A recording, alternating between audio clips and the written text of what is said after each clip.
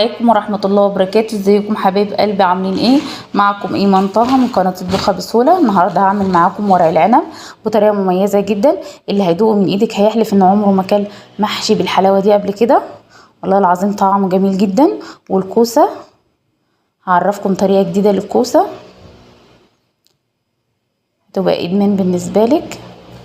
في ناس كتير ما بتحبش الكوسه، بالطريقه دي هتحبيها، وهتحبيها عن ورق العنب كمان، وهتحبيها عن اي محشي كلتيه قبل كده.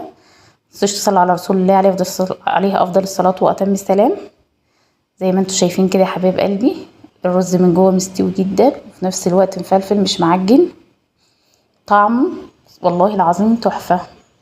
معانا بصلتين كبار، فرمه معاهم قرن فلفل حامي، بحط 3 أو 4 معالق من السمنه، عليهم معلقتين كبار من الزيت، بحط البصل على النار تشوح، بحط معاهم مكعب مرق دجاج ومعلقه كبيره